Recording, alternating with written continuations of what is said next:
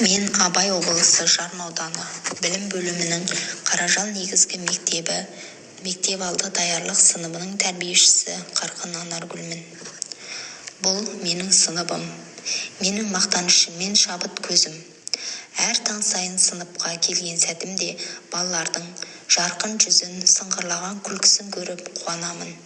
Бұл сыныпта әр бала жеке тұлға, әр қайсының өз арманы, өз ерекшелігі бар. Даярлық сыныбы баланың мектепке бастар алғашқы баспалдағы.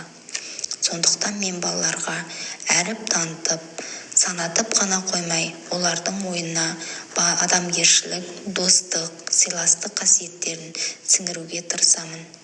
Сабағымда қызықты әрі мазмұнды өткізіп, ойын арқылы білім беруге көңіл бөлемін. Себебі бұл жаста бала ойын арқылы тез қабылдайды. Күнделікті ұйымдастырылған іс-әрекетімізді балаларды қабылдап, бір-бірімізге жылулық беретін сөздерді айту арқылы жалғастырамыз.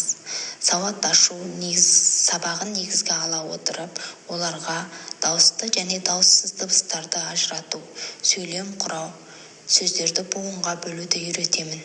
Және негізгі сөздерді табу, сол дыбыстан басталатын сөздерді ажырату арқылы ойнау мен есік әдісін пайдаландым. Бұл әдіс баланың қызығушылығын арттырды.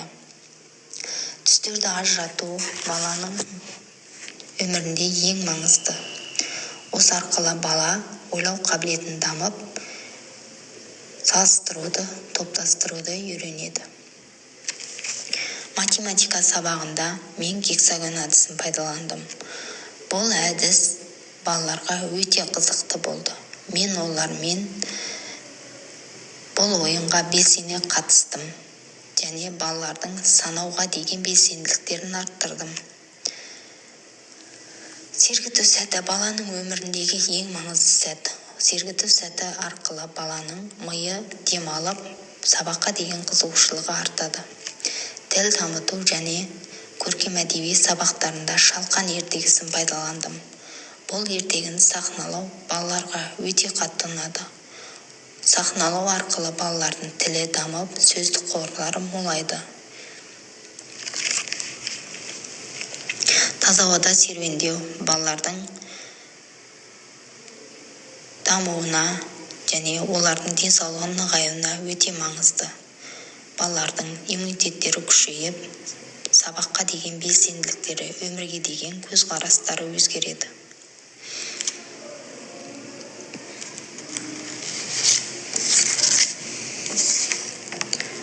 Ұлттық тәрбие ұрпақ болашағы атты ата-аналармен жиналыс өткіздім.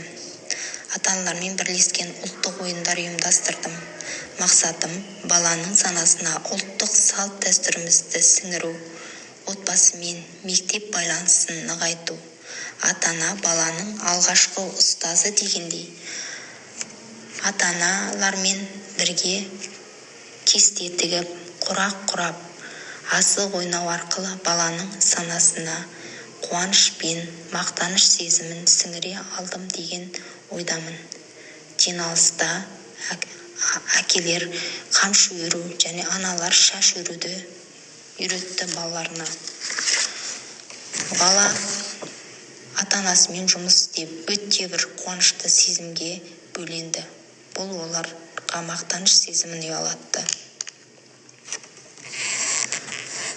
Осы әдіс арқылы мен бала, мен ата-ана және мектеп арасындағы тығыз байланыс арқылы бала өміріне үлгі бола алдым деген ойдамын. Мен сыныбымды жақсы көремін, себебі осы жерде болашақтың іргетасы қаланды. Баланың жарқын болашағы үшін еңбек ету мен үшін үлкен бақыт.